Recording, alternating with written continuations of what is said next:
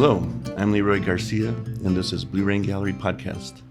Today in the studio we have with us appraiser extraordinaire Vanessa Elmore. Welcome. Hi. I have known Vanessa for probably now close to 18 years or so. What do you think? How many years? It's been a while. It's been a long time. Mm-hmm. So I wanted to bring Vanessa in here for many reasons. One, to introduce her to our audience, because some of the things that she offers applies across the board, and that's concerning appraisals. We'd like to talk a little bit about the Native American contemporary market, where it is right now and where we think it might be headed in the future. I'd like to talk about her journey. So let's just start with you tell us a little bit about yourself, where you're from, and then we'll go from there. Sure. Hi. Hi. Thank you first and foremost for having me, and I'll share with the audience right away. Thank you, Leroy, for supporting me directly and indirectly for so many years. It's a real honor to not only have worked for you, but to call you a friend. Mm-hmm. So thank you for that. Thank you.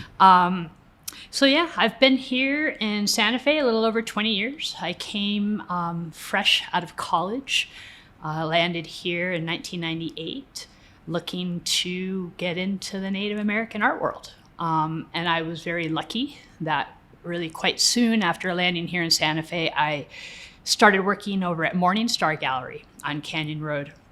And at that time, that gallery had been around for quite a long time, and they and they're still around now, owned by Nidra Matucci, who also has her own gallery. And I also worked for her for a number of years. So I really cut my teeth at the beginning of my career with antiques. So historic material, pieces from the 19th century all the way back to ancestral works or prehistoric pieces. I did that for almost a decade and decided that I needed to expand my experience in working with Native American art. And Blue Rain Gallery was on my radar from the get-go. And so it was probably the hardest decision I ever made, was to leave the comfort of working for Morning Star and for Nidra for many years, and took the risk, and you rewarded that risk, and I was able to come and start working here for you. And, you know, the point of getting here to work with you, Leroy, was that I wanted to come and work with the best contemporary artists. I felt like I could come to your team and bring a perspective from history, but that was really understanding where some of these artists were trying to quote from, but bringing it to today.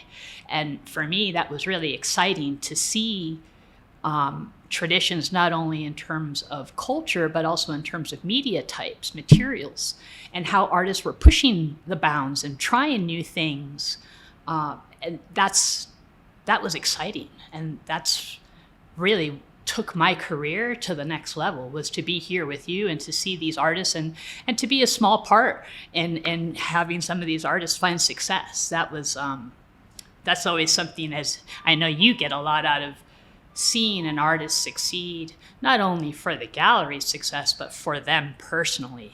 I know that you really believe in your artist, Leroy, and that was something that I took immense pride in being part of that with you.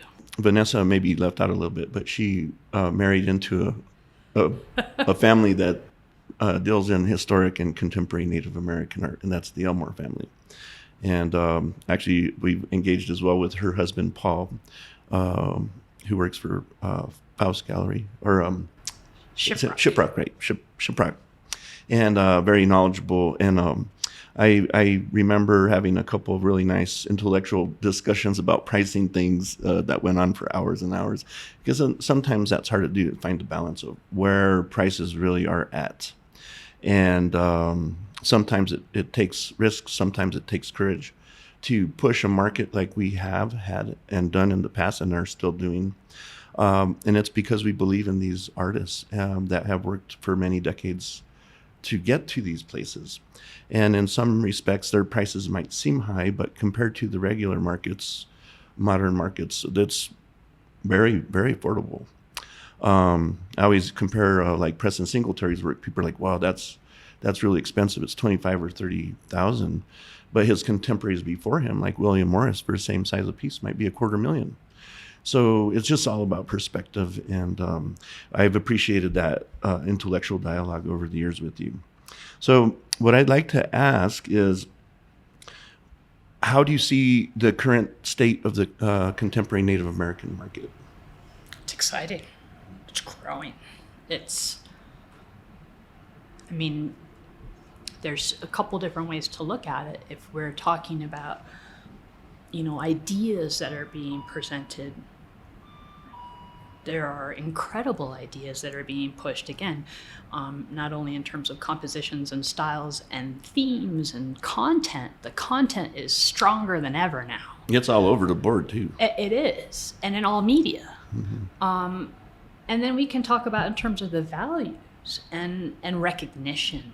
I think contemporary Native artists many of them have broken out of what we would classify as being a Native American artist or an American artist. And these things are now starting to jive together, to meld, as they should have always been. I mean, it's always been interesting when does an artist choose to emphasize that they are a Native American artist versus just an American artist who's trying to make a statement about something that really affects more than just that particular culture or region of the U.S.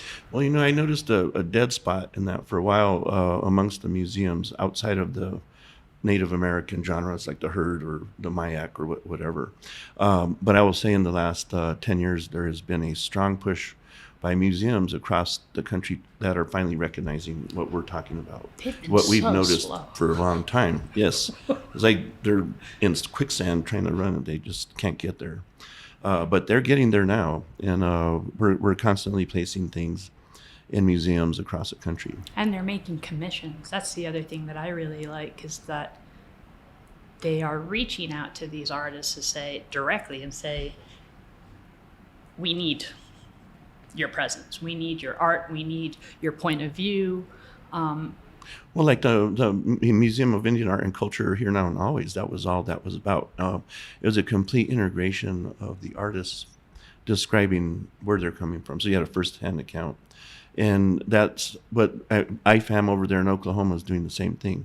They've integrated the thoughts of the Native artists in producing the exhibits. And so that's really helping and stuff.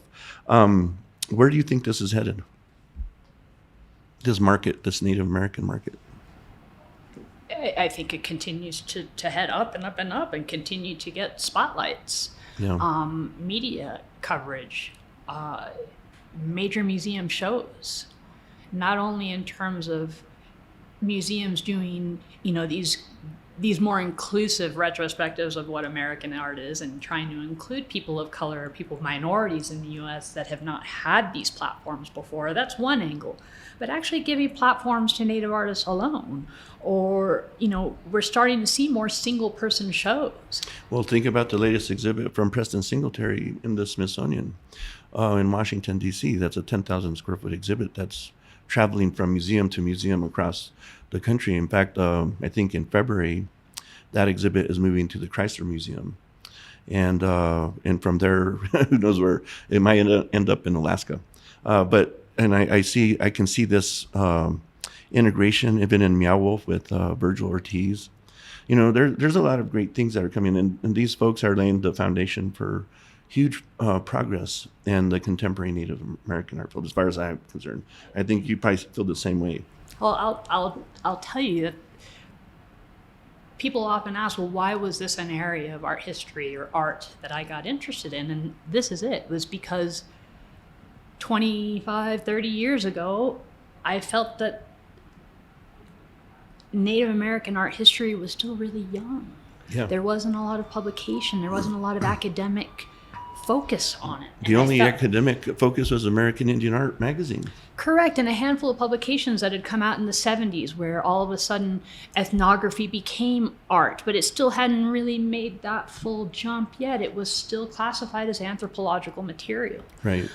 So when I started to get into the academic scene, I started to realize, well, there's still so much to be done here, and why are contemporary Native artists not part of these conversations? I think it was because it was an evolution that was happening before our eyes.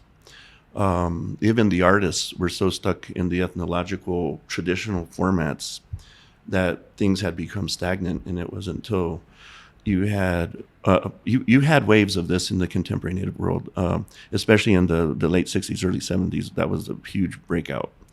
But then you waited about 20 years to get to the 90s, and then you had the Tony Abedas and the Tammys and the Prestons and the Virgils and the Roxannes hit.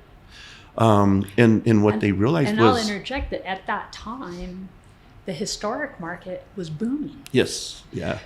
Right? So we were seeing, at that time, prices paid for 19th century beadwork and pottery that was breaking records at that time. Yeah. So again, I feel, I look at the market and this trajectory of Native American art over a very long time period, and so I understand, and I at least I try to understand how we've gotten here based on those. Well, it's taken the collaboration of the museums finally getting onto it, but also the artists realizing that they can be inspired from their tradition in new ways.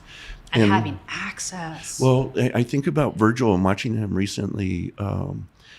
Who would have said to Virgil, or thought Virgil 20 years ago, that he would not work with traditional clay or start working in glass or getting into the fashion side of stuff, right?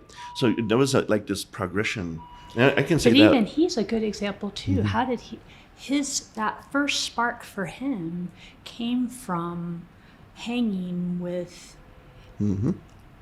Yep. longtime dealer Bob Gallegos in Albuquerque, who at that time had the largest collection of Cochiti pottery monos, right? Yes. So we're talking about pottery figures from the 1870s through the 1890s. And I remember that collection, and it was incredible. But even that's an evolution, because think about where he started before that. Virgil, when I first met him 30 years ago, was making little bears. Right. Like storyteller bears, just bears, and they were cute. And who would ever thought the creativity exploded? That's right. I just saw a Virgil piece from when he was probably a teenager in a collection. The same thing. It was a little storyteller bear. Yeah. And you put that next to one of his newer pieces with. You wouldn't even recognize it at all. No, not at all. Not at all. That is he is a perfect example of why I've been so interested in this, in being able to say, okay, there is a foot in the historic, meaning we can tap into a tradition that he was looking at that already existed, and where has he pushed it forward? And he's even not only now, but he's giving us a look of what's to come. Yeah. Well, I think about people that have pushed the market, like Jamie Okuma, Tammy Garcia, Preston Singletary, and they're a little bit older now and really affected this younger generation that's coming up. And there's no holds bar on what they're doing. I mean, that's what we're talking. It's all over. It's across the board. But again, I want to tell that younger generation, they all they put their time and they put their efforts in. I used to sell Jamie books when I worked at Morningstar. She'd come in and we'd look at old beadwork together. I'd open the drawers and we'd talk about stuff. And she always walked out of there with arms full of books. Yeah. From museum collections, other private collections. She was absorbing everything she could. And you could see that was being directly translated into her own beadwork. And same thing, Tammy, how many different things has she been... her library, right? She was always interested too in knowing where traditions have been, styles, but then pushing things forward. Well, I remember the first pushing that Tammy did was taking a Santa Clara style of pottery, the carving in black or polychrome. And they were so restrictive at first. It's like, you can't, if you're going to be a traditional potter, you can only use these images. And Tammy what was shocking is one of the first pots that blew my mind was she did an Acoma parrot jar in Santa Clara style. And she took a lot of heat for that, death threats and everything. But it's kind of a crazy journey, but that laid a foundation for where we're at in some ways. And I think some of these artists had to go through that part of trying to take from tradition and respect it in a different way. And so that's cool. I want to move on to another thing. So Blue Rain has been in existence in February of this next year for 30 years, which is amazing. But in those 30 years, we built monstrous collections. And you know this, when you go to homes, Blue Rain gets collections that can run anywhere from 100 pieces to thousands at a time. And when I started in this business, I was 23 years old. And most of my customers at 23 were in their 60s. But you add 30 years to that, most of them passed on, those early collectors. Or some of them are getting older now, they have to de-access. And so I want you to cover 3 areas of how to de-access a collection. And that would be 1, museums, auction, galleries. Tell us how you feel about those 3 areas. Tricky. Mm-hmm. And potentially a lot of emotion involved besides just the financial stuff. And that's something that I take very seriously. And what I do as an appraiser is that I do have to be mindful about balancing, collections for individuals can be a huge investment of money and time. And it can also be a lot of personal investment, meaning that they've developed relationships with the artist, or they have sentimental memories with trips that they took to the Southwest, or maybe it was they inherited things themselves. So one of the first things I do when approaching these collections that are looking to update themselves or deaccession, however, there's lots of different ways to do that. So the first things I always do is I talk to the client about what are their goals. I don't ever encourage particularly collectors who are getting older to necessarily empty their houses, because those are the things that they love. But there's ways to do that, right? Correct. Especially Correct. through so museum making a donations. plan. Yeah, so making a plan. So when we're talking about a collector that has hundreds of things, then we need to start to, first and foremost, I'll say to them, do you have storage? Because a lot of these collectors will have closets or off-site storages where they're rotating their art. Well, let me give you an example. One of my business associates died 12 years ago, and his widow decided to sell the house, so she had to go clean out. And before we knew it, how many pots were in there? Was that 350? 400 plus pots. But I can tell you that every one of those pots he collected direct onto reservations. He was going out there all the time, and you could tell who his favorite artists were, and because there's a lot of them. But the house was loaded in the closets. She was finding pots here, there, and everywhere, and pretty amazing. And actually, you helped me with that part of that donation too. What was the museum that they donated to? Do you remember? The Virginia Museum of Fine Arts. Oh, nice. Virginia Museum of Fine Art.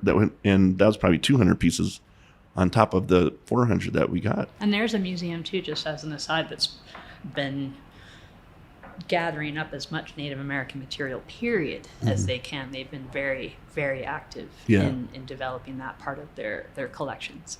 Let's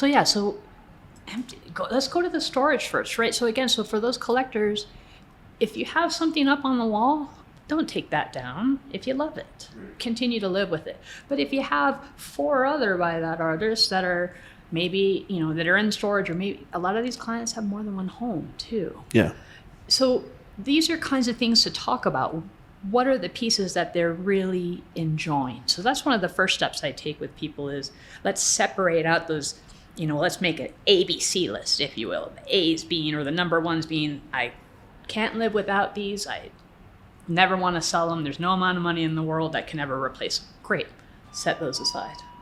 Then we have the B's and the C's. The B's are the ones that we like them, but and then the C's are, we're past that style. So again, we start to find that there are plans that start to naturally unfold based on the client's interest. Now again, too, then we'll start to talk second layer. If they want to sell, do they want to donate? Do they want to set these things aside for inheritance. Seems like what you're talking about is people wanting to downsize a home, because usually that's what's happening. But the second part of that is what we're finding out is a lot of these collectors who are passing on, their children don't want anything to do with it. And that creates market And fluctuations because you get batches and batches coming in at a time. that's right. And I'll get nerdy on you here for a moment. In the appraisal world, when we have a large block of material come on the market in one moment, there's a term associated for that called blockage. It's taken from the stock market, right? The idea that if you dump a bunch of stock on the market on the same day, the reality is that the individual price of those stocks is probably going to go down because the absorption by the market of those stocks Takes time. Correct. So art functions in the same way. It's actually, I would say, it's even harder to liquidate than stocks. Yeah. Because, again, if I, as an appraiser, am being asked to appraise 200 pieces of pottery that are going to be valued as of the same time, absolutely blockage is going to play in, because I'm going to have to pay attention to, well, what kind of pottery is it? Who are the artists? Is it old? Is it new? What are those individual markets doing? So if we have an artist that's past, for example, the market is consistent of the secondary market of resales, right? All the work that artist made while they were living, and versus living artists, right? And this is where it gets tricky with these big estates, because sometimes you'll have a living artist in their collection who's still making art today. The pieces that they made 15 years ago are acting differently on the market than their primary new works. And that can be sometimes a difference of 40 to 60% for an artist from the primary market to the secondary market. So that's something that, as an appraiser, when I go in and look at these collections, again, take a Virgil or whoever, for someone who's had a long career, I need to be able to value that little bear that he did when he was a teenager to other little bears that are out there, and certainly not compare it to any of the new work. So that's comparing apples and apples. That's really hard for most people to wrap their heads around, because they get emotionally tied to a price value. And especially when they see a contemporary artist that they collected 20 years ago having excessive prices now, and trying to figure that balance. And that can also be offset by the amount of production of that artist. Absolutely. The quantity that they've made in their Because their again, we're talking about absorption. So if you have a contemporary artist who has been smart and meters the amount of new work that they put out at the level that the market can absorb it, all of a sudden now they're working with the concept of demand. Right? You're keeping the collectors waiting for those pieces. And again, we can use Tammy Garcia as a perfect example of how Blue Rain used that method to create her market, in the sense of having her only focus on 8 to 10 pieces for an August show, and those 8 to 10 pieces are all tens. Yeah. As opposed to the idea of filling up your booth at Indian Market with 40 pieces because you've got a year's worth of salary to make over a weekend, right, and you can't afford to have all your eggs in one basket, so to speak, so 3 or 4 jars. I mean, this is actually what I wrote my master's thesis on. Oh, nice. was, these marketing concepts, right? And how artists, do you make a lot to make more money, or do you make less with higher quality? And again, different artists have to approach that. Well, it depends how they feel, because they don't always feel the correct, or even media types. They're not thinking about the long term or an economic push up. Paintings versus potter versus sculptors who are working in bronze. I mean, additions, singles, one-offs. There's it can get well, complicated. in some of those cases, we those artists like Tammy, it's easy to keep their prices in the same range, unless you go to auction houses, which I think are destructive in general. But sometimes there's so much material. That's the fastest way to liquidate anything, because some of these people they just want the money back. The auction market that's another podcast. And I do wish, particularly since we are focused on the contemporary side of this market, auction houses are trying. It's still new for them. In fact, I would say that having auction sales focused on modern and contemporary native art sales alone are relatively new in the last 5 years. I would say maybe a couple others. I mean, you've always had contemporary artists tucked into other categories of auction sales, but never where you've just had one sale focused on all contemporary or modern art.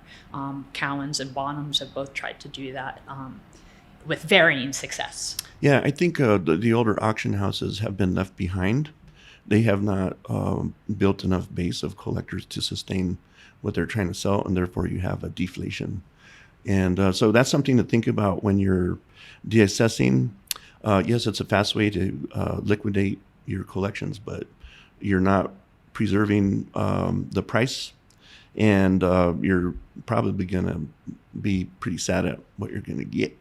Unless you have a Fritz shoulder. Unless you have a Fritz shoulder. If something's hot, fine. But if you have that much material and it's just, it's going to be tough.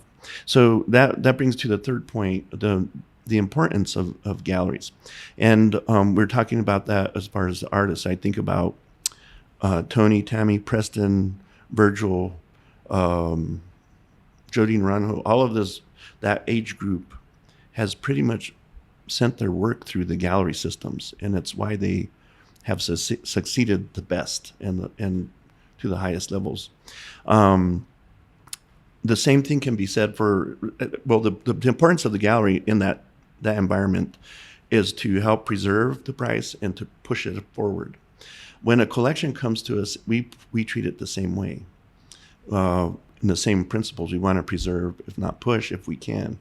And sometimes we can't. We got to talk about the reality and the prices. Sometimes there's too much material out there, and it pushes the prices down, and that's just a fact. And do you see it that way as well? Absolutely, Yeah. absolutely. There are times to be conservative, and there are times to push the market, and some of it's timing, some of it's a little bit of luck, but really the most of it is about observing and as you said, it's calculated risk. Because again, when we're, as you said earlier, we can go back and forth for an hour when we're trying to price things with an artist and talking about all the reasons why to keep it the same or to push it, and we can go around and around and around. But at the end of the day, it's when that buyer comes in and buys it that that's the biggest compliment, and that's correct. the apex of what you're trying to do. That's pretty cool. Well, Vanessa, thanks for stopping by today, and we'll have you over again. We'll think about some more subjects like the auction houses to go more into, but I appreciate you coming in. I would like to encourage everybody to subscribe to our podcasts on any platforms they can. You can go to our website, blueraingallery.com, and go under the podcast bar, which takes you to our YouTube channel. I brought something for Vanessa today. I know this character is one of her favorite artists. Who's this? Chris Papin. Yep, Chris Papin. And those mugs are great. They'll keep your water cool all day long, or hot. Are you really? Yeah. I'd like to encourage people to go to our website, bluerainprintshop.com, to bring art into your everyday life. Holy Thank you, Vanessa. Yeah, I'll sign up for 5 more of these. Nice. This was fantastic. See, that wasn't so bad.